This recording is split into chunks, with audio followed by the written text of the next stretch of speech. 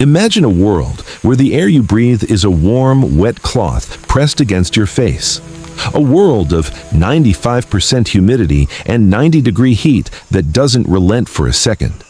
You are not at the edge of the Amazon. You are 300 miles deep in its heart, a place where the canopy blocks 99% of all sunlight, casting the forest floor in a permanent, oppressive twilight. This isn't a landscape. It's a biological engine, inhaling and exhaling 20 billion tons of water vapor daily. You are inside a living, breathing lung that is actively trying to digest you. Every step is a battle, not against a predator, but against the sheer suffocating density of life. Vines as thick as your arm tangle your ankles. Buttress roots rise like walls. The mud, a perpetual slurry from 100 inches of annual rain, sucks at your boots with a wet, hungry sound. You are burning 5,000 calories a day just to stand still, your body fighting to cool itself in an atmosphere that refuses to let sweat evaporate. This is the baseline, the default setting, a beautiful green prison. Now, try to find dinner. Your eyes, evolved for the savanna, are useless. Everything is a fractal pattern of green and brown, a masterclass in camouflage. That leaf could be a leaf, or it could be a viper with venom that liquefies tissue. That patch of moss might hide a bullet ant, whose sting is described as walking over flaming charcoal with a 3-inch nail in your heel. The silence is a lie. It's a blanket over a symphony of threats you cannot see. You are blind in a room full of knives. You manage to gather some fruits, some grubs. It takes 4 hours. The caloric return? Maybe 400 calories. You have a net loss of 4,600. Do this for a week, and your body begins to consume itself. This is the brutal arithmetic of the rainforest. It is a place of staggering abundance that presents itself as a desert of scarcity. Every resource is locked behind a barrier of poison, thorn, or deception. So how did anyone not just survive here, but thrive for millennia? How did human communities not just avoid being erased by this green machine, but learn to turn it to their advantage? This seems like the most hostile environment for human civilization imaginable. The soil is thin and nutrient poor, the famous wet desert. There are no large herds to follow. The game is scattered, hidden, and dangerous to hunt. The common assumption is a life of constant, desperate struggle, a hand-to-mouth existence on the brink, a story of bare survival. But what if that assumption is backwards? What if the tribes of the Amazon didn't survive, despite the jungle's harshness, but because of a system built upon it? What if the overwhelming complexity wasn't a wall, but a tool? What if the key to conquering the greatest rainforest on Earth wasn't force, but a specific kind of knowledge so deep it became a weapon? This was not just about finding food and shelter. This was not a simple battle against nature. This was the construction of an invisible grid, a living, breathing database. The tribes didn't navigate the jungle, they read it, and their survival hinged on a single, profound strategic shift. They stopped trying to search for resources in 2.7 million square miles of chaos. Instead, they programmed the chaos itself. They turned the forest from a pantry to be raided into a garden to be managed, an active, cultivated weapon that provided for them and protected them in ways no wall or army ever could.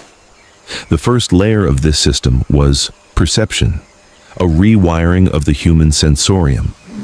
Where an outsider sees a uniform wall of green, a tribesman sees a historical record, a grocery store, and a pharmacy. That specific bend in a liana indicates a freshwater source 200 paces to the west. The discoloration on a trunk marks a nut tree that will fruit in 2 moons. The faintest absence of sound in a particular quadrant signals a predator's territory, or perhaps a game trail. This isn't intuition.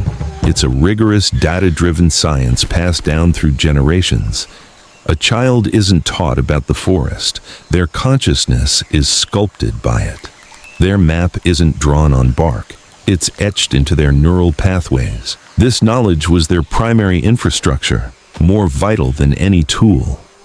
It was what allowed them to move with a calm, deliberate efficiency through what appeared to be pure chaos. They were not lost in the jungle. The jungle was organized within them. This mental library was the foundation. But a library is passive. The true breakthrough, the strategic masterstroke, was about to make the forest active. It was about to turn knowledge into production and territory into a fortress. With the forest mapped in their minds, the real work began. And it defies every image of primitive survival. This was not a nomadic drift from one lucky find to the next. It was strategic, deliberate cultivation on a scale we are only beginning to understand. Think of the most fertile soil you know, rich, dark, bursting with life. Now forget it.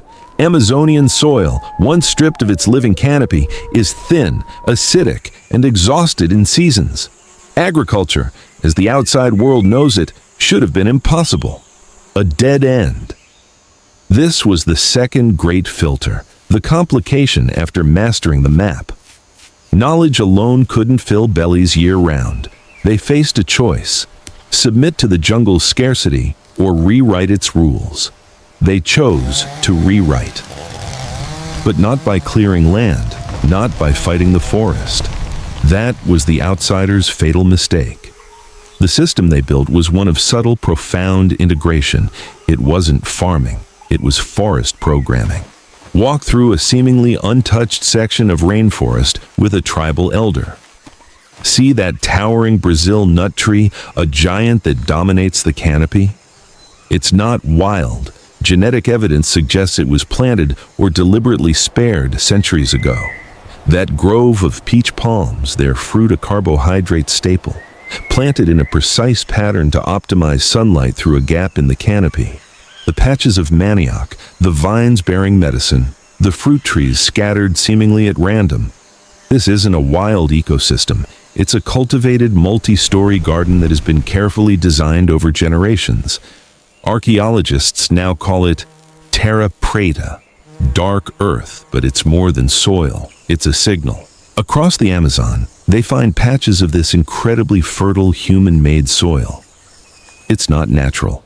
It was created through a meticulous, centuries-long process of adding charcoal, pottery shards, compost, and waste. This wasn't garbage disposal. It was soil engineering. They were not just taking from the land, they were investing in it, building capital for future generations. A single patch of terra preta can be meters deep and remain fertile for thousands of years. This was their long-term strategic reserve. The system had layers like the forest itself: the canopy layer, towering nut and fruit trees, the legacy crops; the mid-story, palms and smaller fruit bearers; the understory, medicinal plants, spices, and tubers like manioc; and the ground, the enriched terra preta itself. Each plant served multiple functions: food, medicine, tool material, or support for another species. A vine might provide poison for hunting, fiber for rope, and its roots might stabilize the soil. This was a closed-loop, sustainable system of breathtaking complexity. It produced more food per acre than modern slash-and-burn agriculture, and it did so permanently without destroying the forest. This was the mechanism. A generational discipline of cultivation so seamless, it became invisible. A child planting a seed was not just growing food. They were placing a pixel in a vast living image that would only be fully visible to their great-grandchildren. The tribe's movement through the forest wasn't random foraging. It was a rotation through their cultivated plots, a circuit that allowed resources to regenerate. They managed the jungle like a portfolio, harvesting different interest at different times. The result was strategic abundance. While an outsider would starve searching for a meal, The tribe could walk a known circuit and harvest predictable, plentiful food with minimal effort.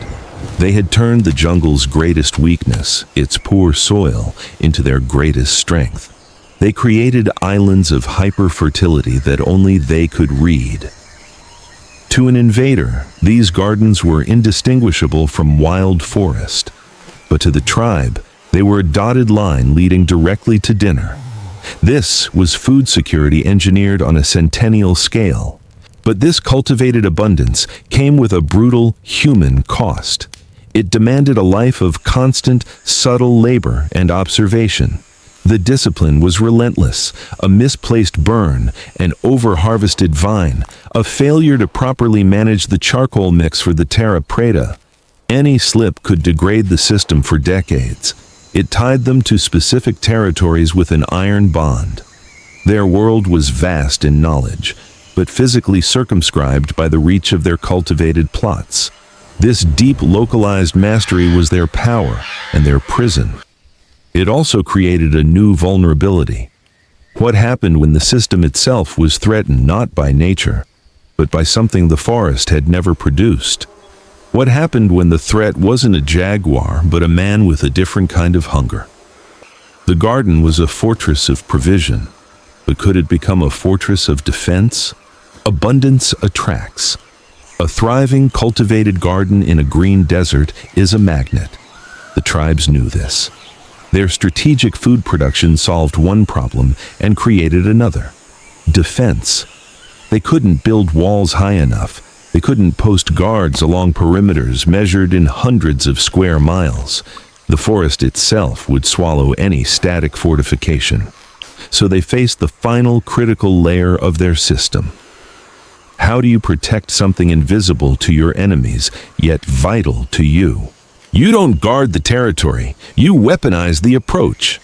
This was not about brute force. It was about control through chemistry and cognition. The tribes mastered a form of warfare that was psychological, ecological, and utterly asymmetrical.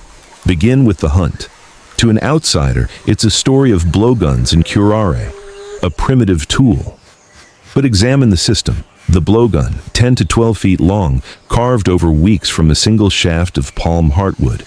It's not a weapon of power, but of perfection. Silent, no muzzle flash, no echoing crack to give away position. Its range is limited, maybe 100 feet. That's the point. It demands what the tribes had in abundance: intimate knowledge, patience, and stealth. Getting that close to a monkey in the canopy is a feat of total environmental mastery. Now, the poison. Curare. A complex brew of up to 15 different plant extracts, each batch a closely guarded recipe. It doesn't kill by blood loss or trauma. It causes complete paralytic asphyxiation. The animal dies silent and falls. But here's the strategic nuance. The meat remains perfectly edible. The poison works on the muscular system, not digestively. Compare that to a metal-tipped arrow that can wound, cause a noisy, panicked flight, and spoil meat with infection. This is a tool of efficient, clean harvest, but its secondary function was far more potent. Imagine you are an invader.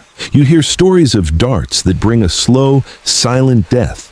You enter the forest, and suddenly, every vine, every thorn, every insect becomes a potential carrier of an invisible, untreatable toxin. The jungle is no longer just physically hostile. It is pharmacologically hostile. The very air feels poisoned. This is a psychological territory marker more powerful than any skull on a spike. The tribe's mastery of biochemistry created a halo of dread around their lands. They didn't need to patrol. Their reputation did the patrolling. The system extended beyond the hunt. Their gardens were protected not by fences but by design. They would plant defensive vegetation, thickets of razor-sharp bamboo, patches of stinging nettles, or vines covered in near-invisible spines along likely approaches. These weren't just barriers, they were early warning systems. The sound of an intruder cursing and struggling through a natural barbed wire is a clear alarm. They used the forest's own aggressive biology as a perimeter sensor. Then, the ultimate cognitive weapon, the manipulation of space and time. They engineered the jungle paths. What looked like a trail was often a maze. A path would fork deliberately, with one branch leading to a dead-end quagmire or a hornet's nest. The correct path was known only to them, marked by signs invisible to the untrained eye. A specific knot on a branch, a stone turned a certain way. They could move through their territory at speed, while pursuers would be slowed, confused, and demoralized. They compressed their own travel time while stretching their enemies into an exhausting, disorienting ordeal. The result was strategic impunity. Within their cultivated, weaponized zone, the tribe operated with a speed and certainty that outsiders could not match. They could appear and disappear. They could harvest, travel, and communicate along hidden vectors. An enemy force would be blind, slow, poisoned, and psychologically broken long before any combat began. The tribe held the ultimate defensive position, one that was indistinguishable from the offensive environment itself. The human cost of maintaining this arsenal was a life of constant, meticulous study and risk.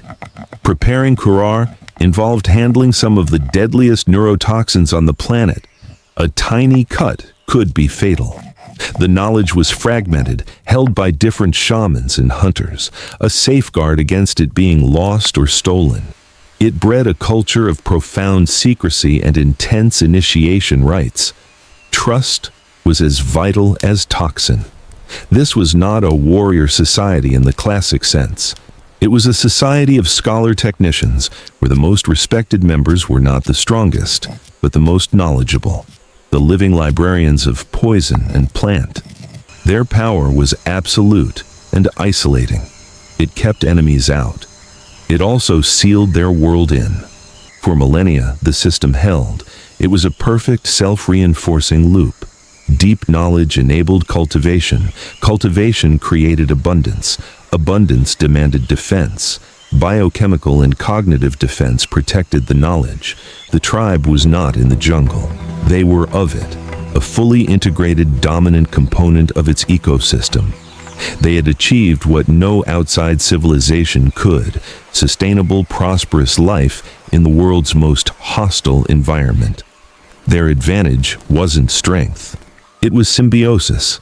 Then, a new variable entered the equation, one the forest had no template for, and their system could not parse. It wasn't the conquistador's steel, though that came. It wasn't his gunpowder. It was something smaller, invisible, a passenger. The common cold, influenza, smallpox, viruses to which the tribes had zero immunological memory. Their isolation, their perfected boundary of poison and dread, was their ultimate vulnerability. They had no defense against what they couldn't see and what didn't need to follow their trails. The collapse wasn't a battle. It was a silent demographic erasure. Estimates suggest up to 95% of the indigenous population died from disease within the first century of contact. Whole villages, their intricate knowledge, their cultivated forest gardens, their recipes for terra preta and curare vanished in a matter of weeks. Not from war, but from a fever. The system was designed to filter out threats through psychology and biology. It had no firewall for a microscopic stowaway. This is the final, devastating insight. Their supreme adaptation contained the seed of its own catastrophic risk. Their strength, deep, localized, hyper-specialized knowledge woven into a specific place, was also a profound fragility. When the carrier of that knowledge died before passing it on, the library burned. A garden, untended for a single generation, is reclaimed by the jungle. The specific markers on the trails fade. The meaning of a turned stone is lost. What we see today as untouched wilderness is often a ghost, a forest still holding the shape of ancient human hands, those sprawling groves of Brazil nuts, They are the lingering footprint of a civilization that fell not to a stronger army, but to a weaker virus. The patches of inexplicably fertile terra preta are not natural wonders. They are archaeological ruins.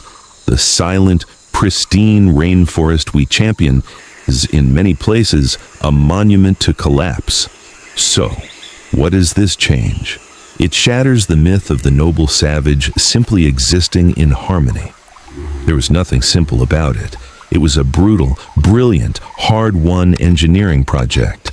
A strategic triumph. They didn't live in harmony with the jungle. They orchestrated it. They were its master gardeners, its biochemical architects, its cognitive cartographers. Their story reframes our entire relationship with wilderness. It suggests that the highest form of dominance may not be clear-cutting and conquering, but the ability to subtly, sustainably program an ecosystem to your advantage, to become so embedded that you are indistinguishable from the natural order. Their weapon was not the blowgun, it was the forest itself. Yet, their demise holds a warning for our own complex, globalized systems. The more specialized, efficient, and interconnected a system becomes, the more vulnerable it may be to the novel, the unexpected, the thing from outside the model. Their world ended not with a bang, but with a sneeze. We look at the Amazon and see a green mystery, a challenge, a resource. We should see something else. We should see the ghost of a strategy so advanced we are still uncovering its footprints. A testament to the fact that true power isn't about shouting over nature. It's about learning to whisper in its language so fluently you can convince it to whisper back. What other invisible systems right in front of us have we failed to read? What strategies are we blind to because they don't look like power as we understand it? The jungle holds its secrets close, but sometimes the most profound lessons are hidden not in how a society lived, but in the silent green echo of how it fell. If this perspective shifted how you see the natural world, consider where else it might apply. Look closer. The surface is never the whole story.